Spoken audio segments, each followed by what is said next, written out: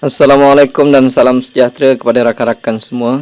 Kita lanjutkan dengan video seterusnya. Pada video kali ini saya mula masuk sedikit ke bahagian programming ataupun kita mula memasukkan function-function yang disediakan di dalam Excel ke dalam data-data yang telah kita kutip. Ini saya buatkan satu contoh data yang kita ambil untuk sebuah restoran contohnya. Jadi setiap hari kita isilah. Kita isi contohnya jual untuk bulan Mei contohnya 2022.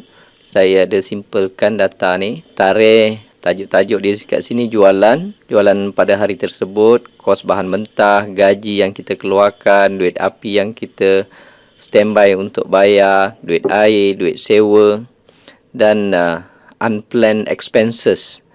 Maksudnya duit yang kita keluarkan untuk beli barang-barang yang memang kita tidak rancang di dalam kos mentah tadi ni. So yang ini contoh katalah ini data yang kita ambil setiap hari untuk perniagaan restoran kita contohnya. Jadi daripada data-data ni apa maklumat yang kita perlukan? Jadi saya ambil contoh, saya nak buat data yang saya perlukan. Contohnya saya nak masukkan maklumat-maklumat ni ataupun kesimpulan-kesimpulan tentang perniagaan kita pada contohnya pada 9 hari ini sampai 9 Mei contohnya lah. Jadi saya nak masukkan, saya nak kutip data-data tersebut, saya nak letak dekat atas contoh dia. Alright. Jadi data tu saya insertkan dulu dekat sini. Sebab dekat atas ni dah tak ada ruangan untuk saya tulis, saya insertkan dulu. Ikutlah berapa kolom yang kita nak insertkan dulu. Katalah saya nak masukkan lebih kurang dalam 12 row. Saya klik sebelah kanan, saya insert. Nampak dia dah turun. Okey, contoh-contoh maklumat yang saya nak ambil. Katalah saya nak tahu tarikh hari ini berapa hari bulan. Tarikh dekat sini. Saya nak tahu hari ini berapa hari bulan. Contoh dia. Nanti saya akan tunjukkan function apa yang kita nak masukkan, function apa yang kita nak tuliskan. Saya nak cari jumlah jualan. Jumlah jualan sehingga sehingga hari inilah. Dan contoh saya nak lihat average jualan. Average. Macam tu ya. Average jualan.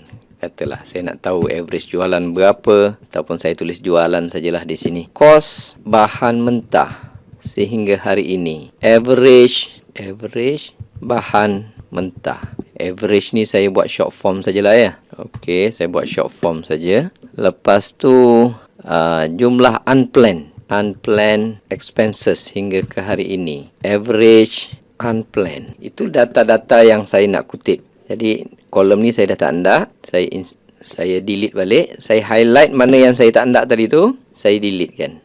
Saya klik highlight dulu. Lepas tu klik sebelah kanan. Delete. Dia naik balik.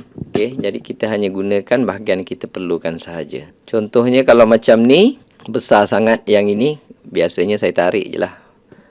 Saya berpandukan yang bawah ni. Jadi nanti data tu saya boleh isikan di sini. Okey, jadi table kita yang dekat bawah ni pun, dia tetap masih sesuai lagi. Untuk tarikh, okey, untuk tarikh hari ini, saya kena pergi dekat sini.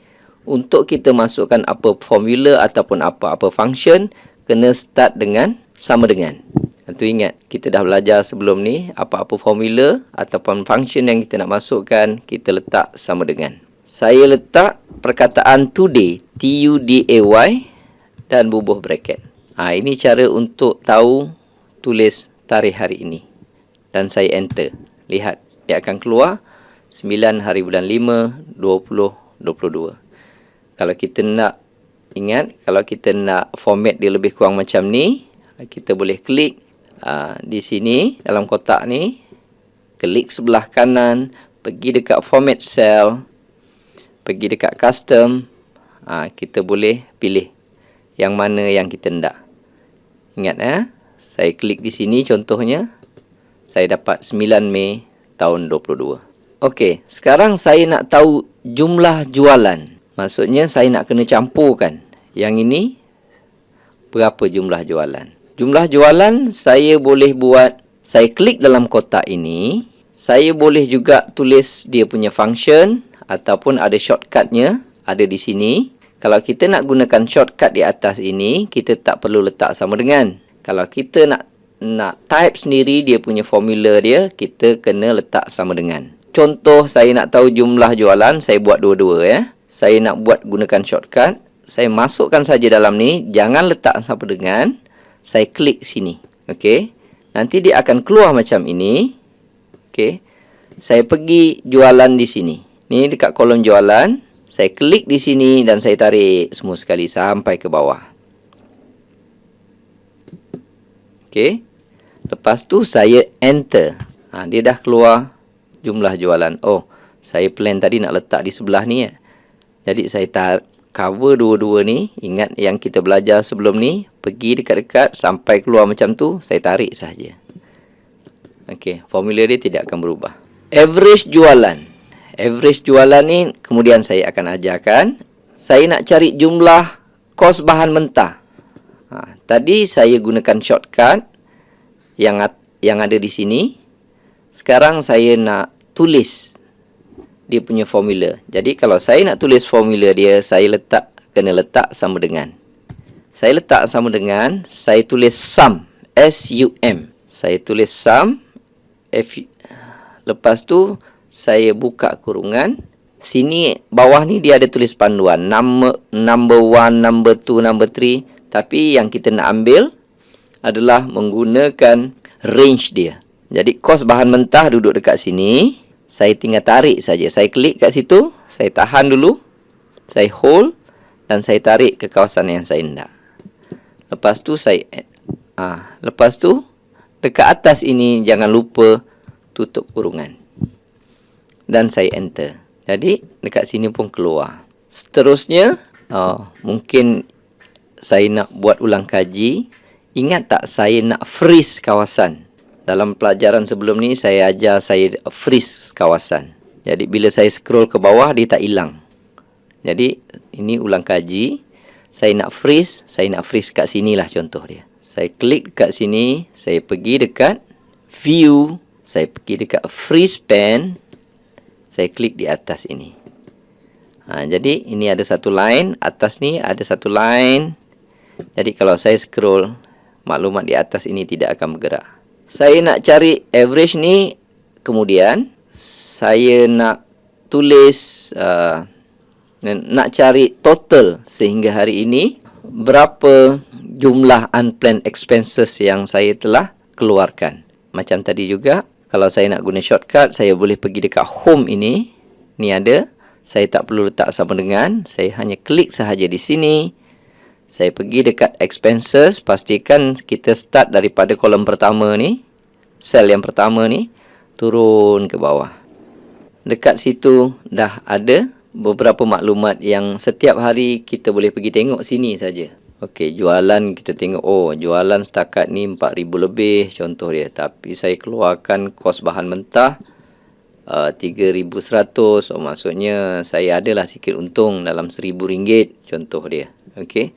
Tapi jangan lupa saya kena tolak juga unplanned expenses ni. Kalau kita nak nak dapatkan keuntungan, kita boleh tulis kat sini keuntungan. Hari tu kita dah belajar simple matematik. Kalau saya nak pisahkan ni, saya masukkan satu, saya insertkan satu. Jadi keuntungan kita boleh tahu formula dia. Logik akal pun kita tahu. Okey. Keuntungan tak bersih lah maksud dia. Keuntungan tak bersih sama dengan jualan tolak kos bahan mentah, tolak unplanned expenses. Belum tolak api, air, sewa lagi. Belum tolak gaji lagi. Kita nampak keuntungan kasar, keuntungan jualan kita sampai 9 hari bulan ada lebih kurang RM569.40. Satu lagi perkara yang saya nak ajar. Okay. Mungkin fail ini akan diisi oleh staf kita. Jadi saya nak tandakan hari ini dia duduk dekat mana. Kalau dia 9 hari bulan, ada marker lah contohnya. Jadi saya tahu staf saya kena isi dekat kawasan tersebut. Cara untuk saya tandakan hari ini 9 hari bulan. Contohnya saya buat video ini 9 hari bulan. Kalau saya nak tandakan kawasan ni, apa yang perlu saya lakukan? Saya highlightkan semua ini dahulu. Saya highlightkan daripada 1 hari bulan ni, cover semua sekali. Saya tarik ke bawah. Saya tarik ke bawah. Saya pergi dekat home ni, ada satu tulis conditional formatting. Saya klik dekat sini, conditional formatting ni. Saya klik dekat new rules. Dan keluar banyak dekat sini. Saya kena pilih use a formula to determine which cell to format. Saya kena pilih yang ini. Kalau formula saya itu berkenaan dengan tarikh, apa yang saya perlu lakukan adalah saya type di sini macam ni. Sama dengan tarikh tu duduknya di sini. Tarikh tu duduknya di sini. Dia duduk dekat, rakan-rakan boleh agak sini, boleh tengok ni C15. Dia duduk di C15. Rakan-rakan kena tulis C15. C15. Tapi apabila dia nak turun ke bawah, C ni saya tak nak dia bergerak. Ingat pelajaran sebelumnya. Jadi C15 ini, sebelum C ini, saya kena letak tanda ringgit. Saya kena letak tanda ringgit. Jadi C ni tidak akan bergerak. Yang akan bergerak hanya nombor je. Nombor sel. Dia akan cek 15, 16, 17, 18, 19. Lepas itu, saya tulis sama dengan, saya nak dia highlightkan yang tarikh hari ini. Saya pun type today. Formula dia adalah today, bubuh bracket. Nanti rakan-rakan tengok apa jadi ya. Dekat format ini, sekarang ini no format set. Saya klik dekat format. Atas ini ada number, font, border, fill. Saya nak color dia, color warna kuning lah katakan. Warna kuning. Warna diraja. Alright. Saya pun klik OK. Saya pun klik OK. Rakan-rakan tengok. Hari ini saya buat kerja ini. Saya buat video ini pada 9 hari bulan Mei. Jadi besok color kuning ni akan bergerak ke bawah. Jadi staff saya tahu contohnya. Ini adalah ruangan yang dia kena isi. Sampai 11 hari bulan, yang kuning ni akan turun ke bawah. Jadi staff saya tahu, oh, selepas habis restoran tutup, dia kena isi bahagian-bahagian ini. Ini contoh-contoh dia. Jadi benda ni akan bergerak. Sebab tarikh atas ni pun akan bergerak setiap hari. Because yang ini adalah today's date. Tarikh pada hari ini. Tarikh semasa. Yang itu bab tarikh.